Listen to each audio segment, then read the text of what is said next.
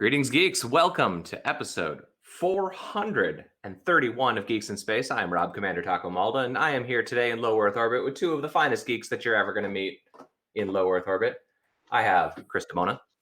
Hi, everybody. And Rob Roseboom. Hey there. Everybody safe and warm?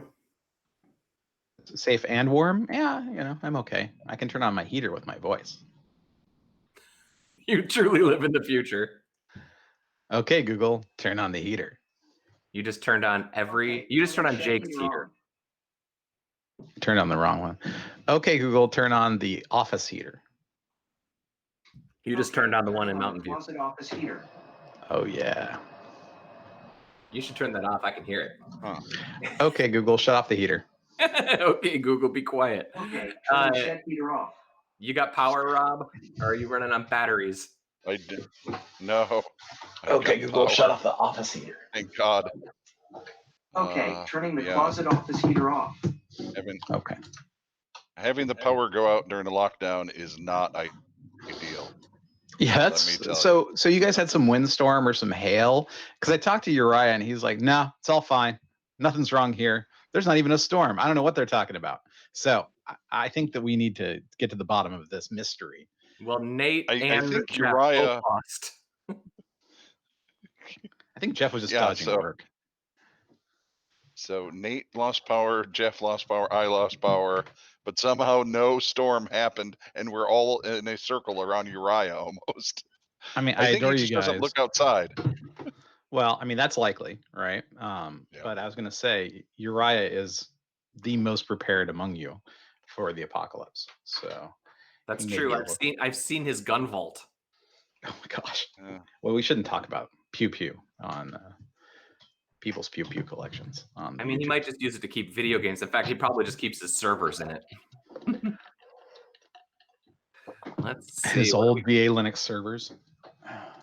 I had to retire my last one of those not that long ago. I was pretty sad. Yeah. Were you? No, Were you I really? wasn't. I wasn't. Actually, the last VA box that I got rid of was just before I moved back to Michigan. My last VA box was the one that was inside of my Jubei, my arcade cabinet. Mm-hmm. It was a Pentium 2. Wow. Yeah. A Pentium 2. That's some serious power. I know. It was it was literally replaced by a Raspberry Pi. Like literally. Yeah. All right. Well, I put up one funny thing, which is that the Czech police detained a man who was breaking out of quarantine by dressing as a tree. It's pretty great. There was a story. Ask him, what's your name, sir? I am Groot. Not too long ago, there was another guy who tried escaping in a T-Rex costume. You know, one of those inflatable ones. Yeah. Well, it's a positive pressure costume. Right. Well, that was the thing that I was saying. Kathleen has one of those, and we actually wore it. She wore it last year to get the kids off of the school bus for the last day that Alex had to be picked up off the school bus. So she was actually the one. Yeah. She wore it for the school bus, Rob. I got it. Right, for the bus. It wasn't for me because I asked special, and it was a special day for me. Right. But no, those things, they blow a lot of air out. So if you've got it, that really does seem like a pretty efficient way to like spread some of your special air. Let's see. Well, and they're saying after the choir people got sick that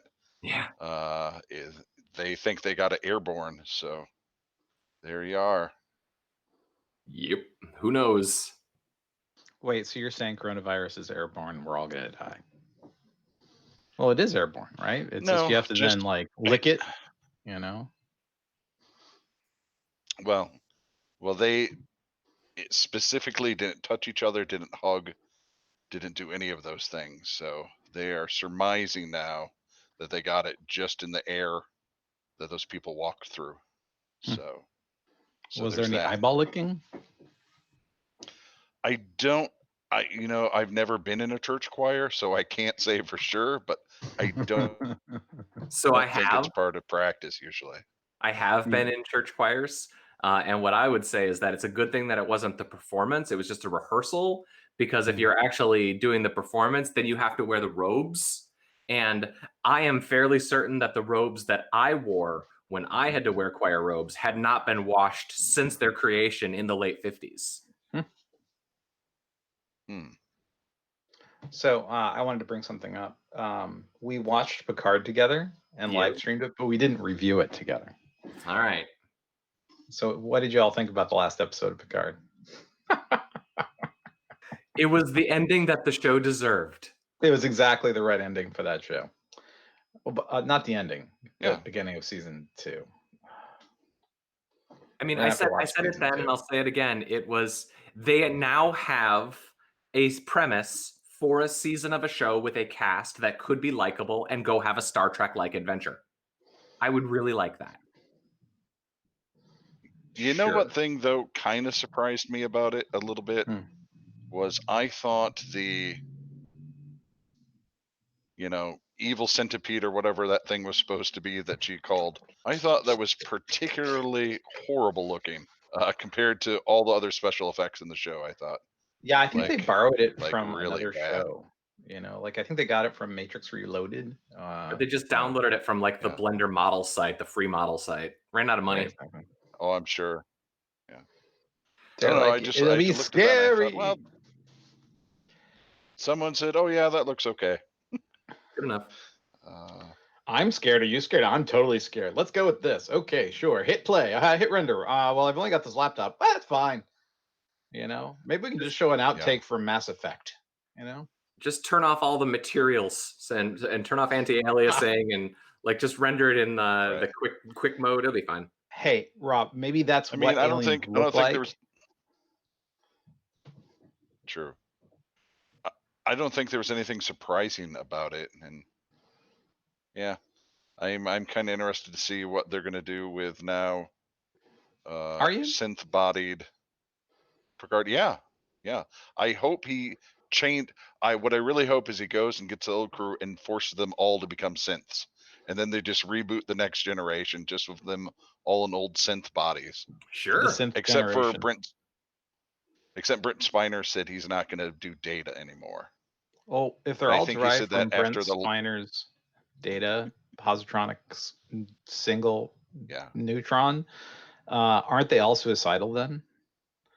Aren't they all eager to embrace death? Is it really a death cult of synths? That's the edgy new Star Trek: The Next Generation. They never raise shields. They jump into combat right away. They constantly doing dangerous stuff just to die. The Prime Directive? You mean Prime Meat Directive? I don't know. Captain, would you like to open communications with this spaceship that we just found? No. Set all weapons on full. Shoot it. Yeah. Just shoot it. And then they go through a time warp and they become the new Klingons. Boom. Full circle. I can't wait for them to bring Picard's body, because Picard's got a body out there, right? So they got to bring that to a planet. They got to shoot it with a Genesis torpedo.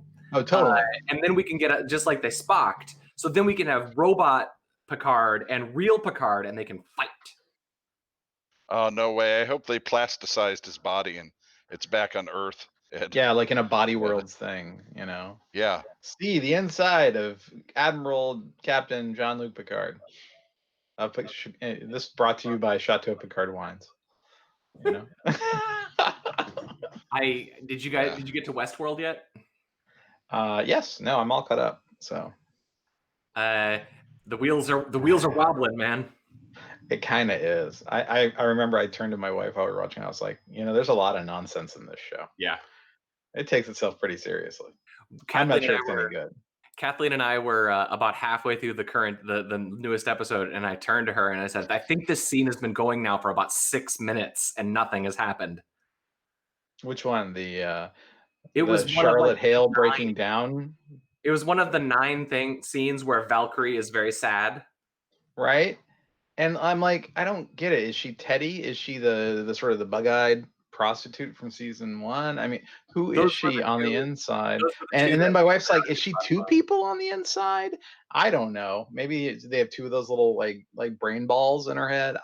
Or maybe and then I realized it because doesn't they're both matter. in the Rehoboam simulation, because half of the show is obviously in the Rehoboam simulation universe, and the other half is obviously in the real universe. So, and then Aaron Paul, you're gonna have suicide in 10 years, and I'm like, who do you think you are? Do you think that you're devs? Because you're not. Okay, none of this prediction crud. So all of the marbleized people can just be in the simulation. So she can just, this all could be occurring in the simulation, in which case she does know what happens in 10 years. And also, isn't a sphere a really inefficient like method of storing memory? I mean, I know they want to be all cool and stuff, but Can't have you know, a cube would be better. You know, you could it's not as stack good as circuits. my dodecahedron computer. I was pretty proud of that one. Yeah. Yep. Tell us more. I don't want to because my patent is still pending. Yeah, it's gonna be a while. I think all the patent people have been sent home. So my question is, in watching Westworld and feeling like I was kind of wasting time, I'm not sure I care. Damn. You know, about any of this. And also the whole Charlotte Hale Valkyrie, you know, I'm an emotional robot. I have a baby boy. I'm going to go kill the potential rapist.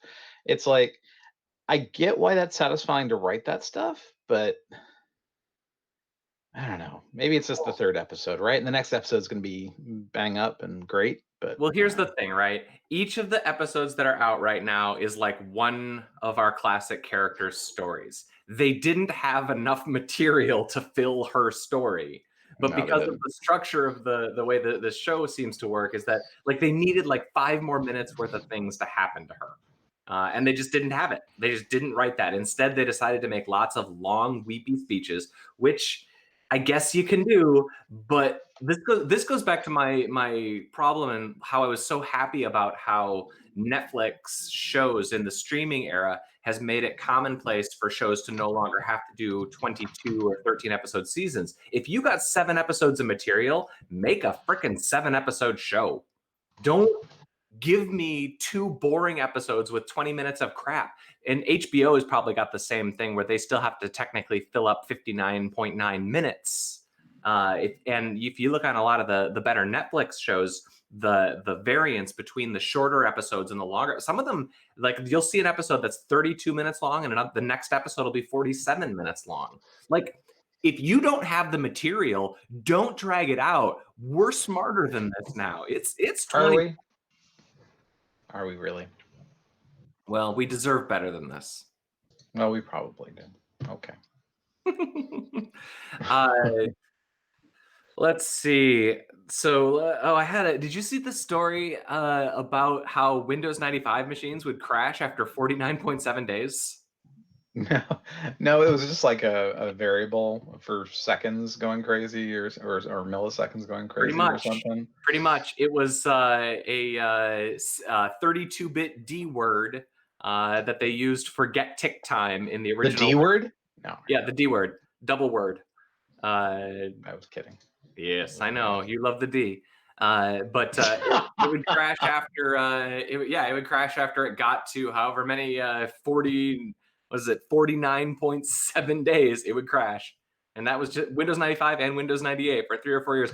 Now, I gotta say, I don't ever remember having a Windows machine that stayed up for more than 2 or 3 days. So that probably was especially 95. 95 is pretty sketch. Yeah. You know. Windows 98 actually was, I suppose, okay.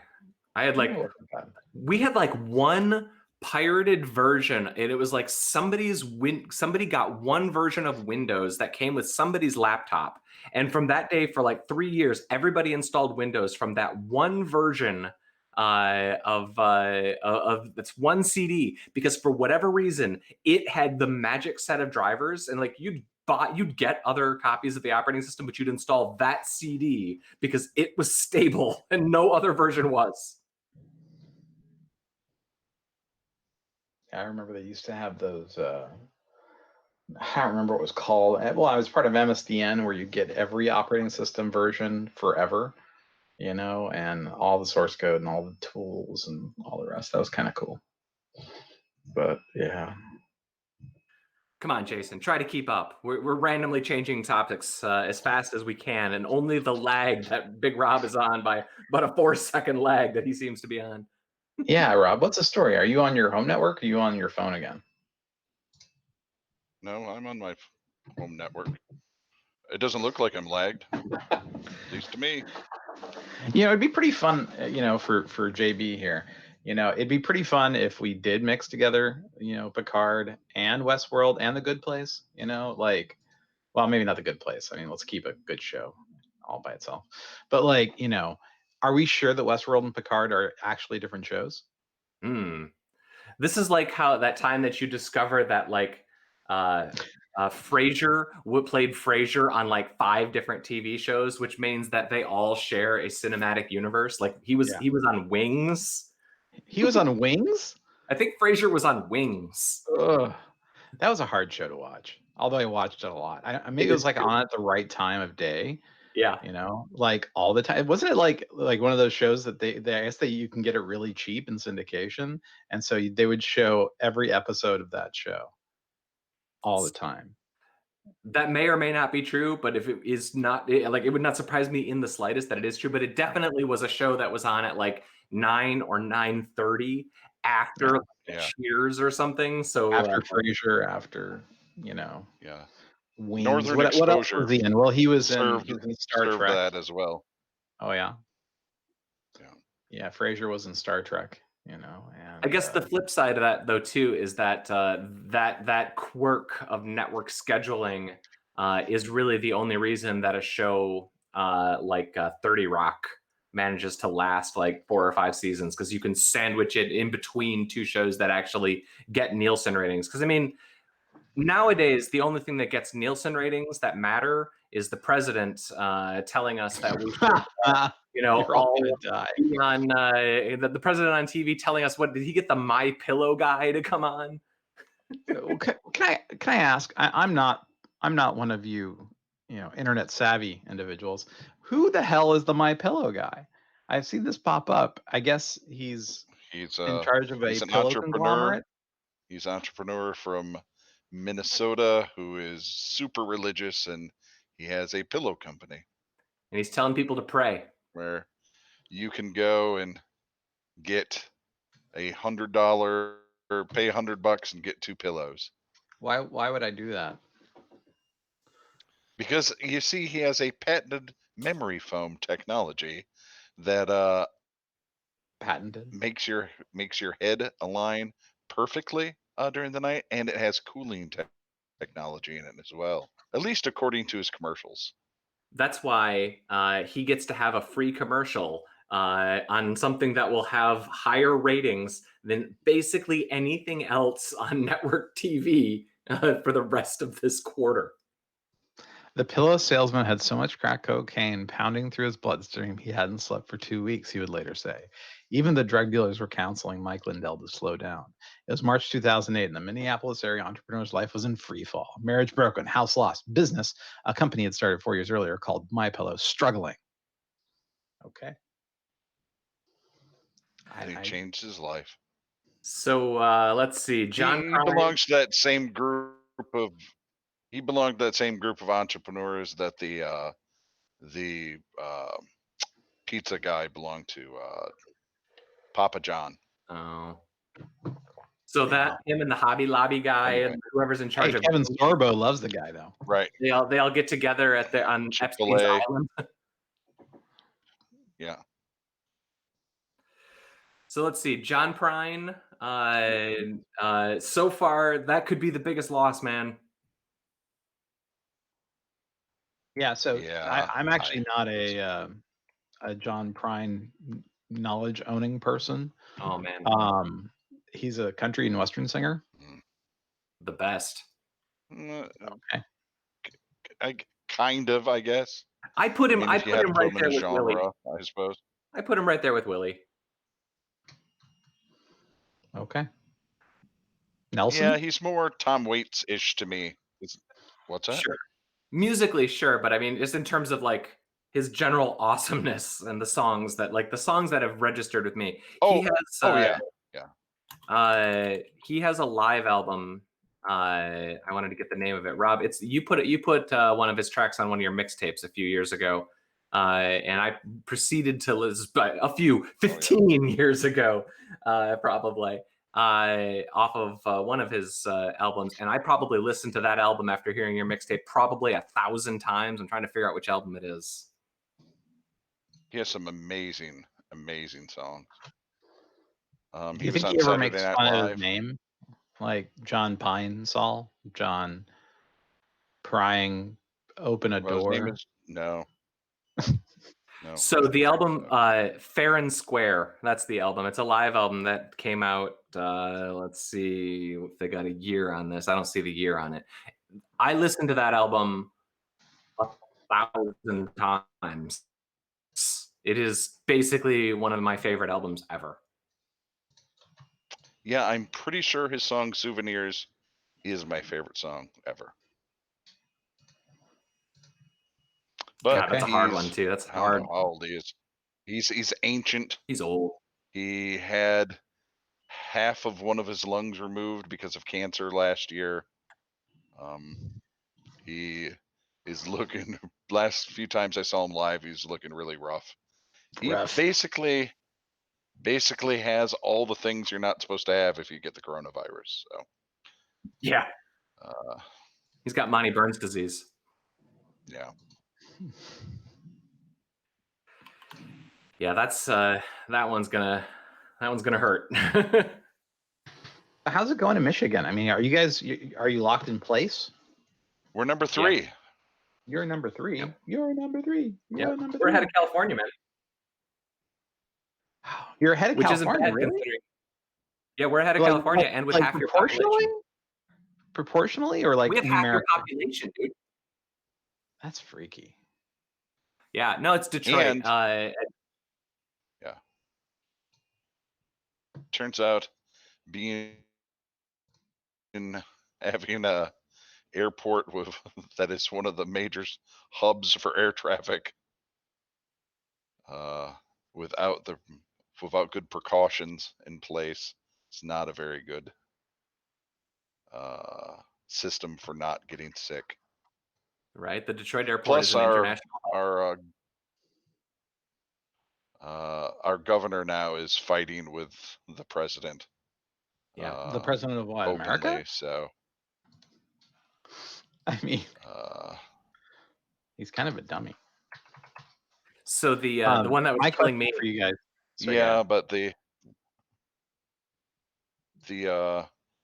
sort of, they haven't come. Well, I guess our governor has come out and said it straight, but the implications are that we're having a hard time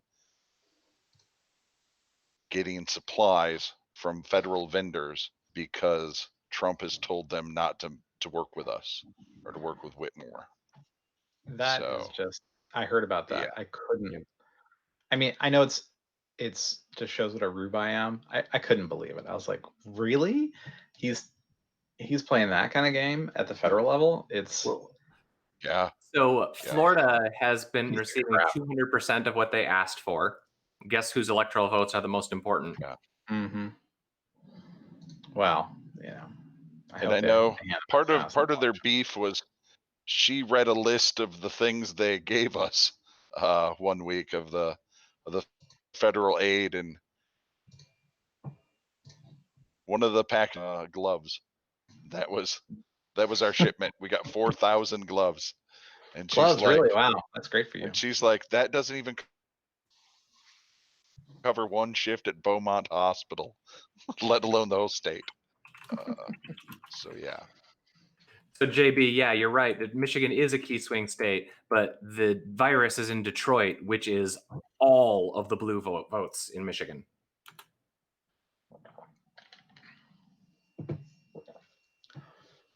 I mean, yeah. So yeah, we have one friend. Well, we have several friends who are doctors in the area, but I have one in particular who I won't call out by name, but she's one of the awesomest humans ever, and she's like waiting her turn to get called in, like like a war zone. Like you're getting called up because too many doctors are sick now. Oh my gosh. Did you guys see the picture of Central Park today? There's a picture out of Central Park. They've converted it into like sort of like a triage center. So there's a bunch of New York. There's a bunch of patients out in Central Park getting screened under big tents and stuff. Yeah. I mean, it's very cinematic. You know, you can always count on New York. You know, bring the drama, baby. I'll get the image and I'll put it together. Oh man, we got a lot of joy. Sorry, JB. Yeah, we're pretty slow today. Why are we so slow? Because there is so much lag between the three of us right now. Like I'm getting 3-4 seconds off of some of you. Really? Yeah, and it's not consistent. It's all of us at different times. And is it just that we're trying to do a real-timey thing when everyone is trying to do a real-timey thing? When everyone is trying to finish Tiger King this morning. They all got a Zoom. Yeah. They all got a Zoom, baby. That's all right. But we could discuss Zoom's most amusing privacy problem, which was that if you used a private chat in a Zoom meeting and like direct privately chatted between two people and then somebody else saved the chat logs, they would just get all of your logs. Whoa. All of them? That's a lot. Well, they would get like the private chats between the individual participants. So your manager could just download and as you are well aware, and we conducted all of our business for more than a decade over an IRC chat room. And there was probably no more horrible things said than the IRC chat rooms with the employees complaining about the executives cluelessly espousing their wisdoms. It's true. Not cluelessly, yes. Remarkably. I remember how hilarious it was when the once or twice a year when one of them would sign into the IRC to see what was going on. And they're like, nope, well, I hope you don't scroll back too far. Yeah, I was glad that in the era of IRC, there was no scroll back buffer because we basically spent the last 6 months saying that you are an incompetent leader. Oh, I know which one you're talking about. There was more than one. There was. So I put up, I changed my background to be the Central Park tents. Are you okay, Chris? I'm intense. I'm intense. So you're out tense. No, I think I'm okay. I have been thinking about getting a mask or wearing a balaclava everywhere. Yeah, Kat dug through our basement. We have a couple of random masks. Actually, I think we have like 2 N95 masks. We offered them to our doctor friend, but she was. I mean, what do you do? There's 2. Yeah, exactly. So yeah, we're doing something about that, but I just figure if we're gonna continue to operate in this state, we should probably grab a mask or 2. The thing that excited me the most, and I felt simultaneously joyous and horrified. I went to order gift cards from a few of my local restaurants because that's one of the things that you can do right now.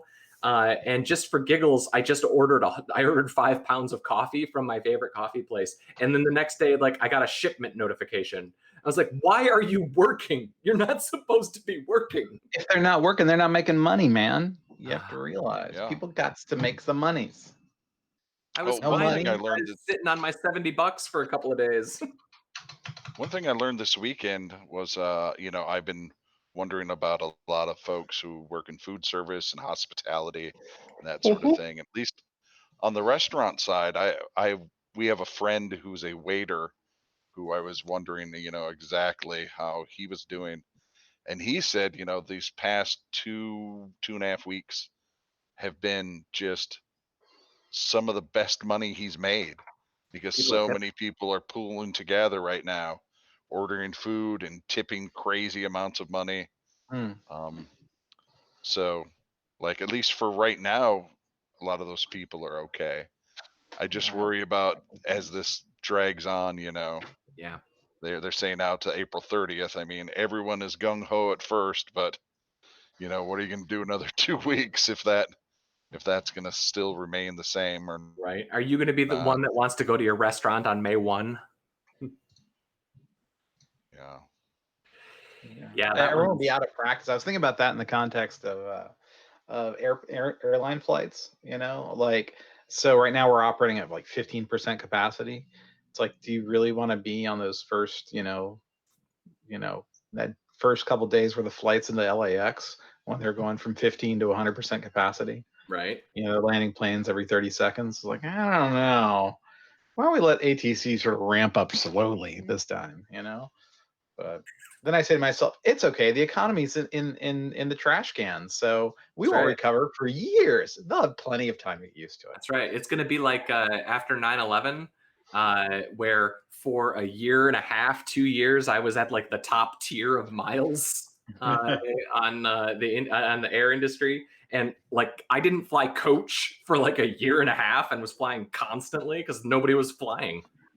So I don't know if you saw my background. But my background when I started was actually taken at Chicago O'Hare 3 weeks after the September 11th attacks. So I was on one of those kind of earlier flights.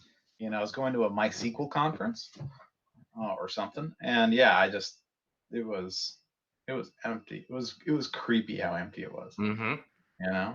But it was awesome for me getting a free first class upgrade every single time I flew. I remember the first time that I did not get my free upgrade. I was like, oh man, now America's healthy again. The terrorists have won. No, George Bush fixed it. They said they'd never forget. Why am I sitting in 32F? Didn't even get the cool seat in front of the wing with the extra window space. So I got on the flight. I got to tell you this story about 2001. I got on this flight, and this guy leans across the alley. He's like, if anything happens, we're going to have to go into action, right? And I'm like, if something happens, first of all, we're the only people on the plane, so do I have to worry about you? But if anything happens, I think we might be toast, dude. Right? They took my 4 ounces of water. I have nothing to defend myself. Well, this was right after, and they were being super random. Basically, security then was even more of a random number generator, although kind of a racist one. Yeah. That was also during the era where if I had a goatee, I got searched, and if I shaved my face, I did not get searched. And that was because when I look at you in a goatee, I think evil. Yeah, that was what for 2 straight years. If I went through clean shaven, I walked right through. If I went through with a goatee, I got searched every single time. So I don't need to take this the wrong way because you don't really look like him, but Careful.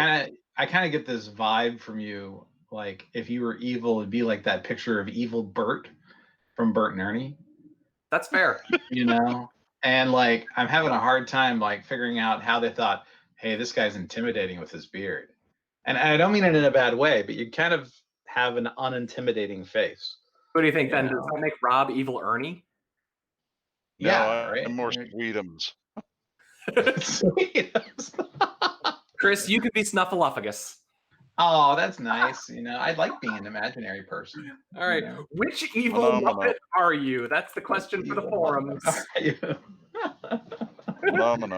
Really. All right, folks, we're at the 35-minute mark, so let's say goodbye. The leg. We can't do this flags. All right, folks. This has been episode 431 of Geeks and. Oh, thank you for staying through it. It's been painful. We know. This is cathartic and serves no purpose. Sorry, Jake and Jason. And Tom, sorry.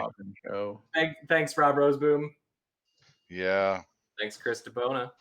Yeah, you're welcome. Take it easy, everybody. I hope that you're not getting sick and stuff. I'm Rob Commander Taco Malda. Which evil Muppet are you? Post in the forums. Yes, right in the comments below, or on the Discord, or on the Patreon.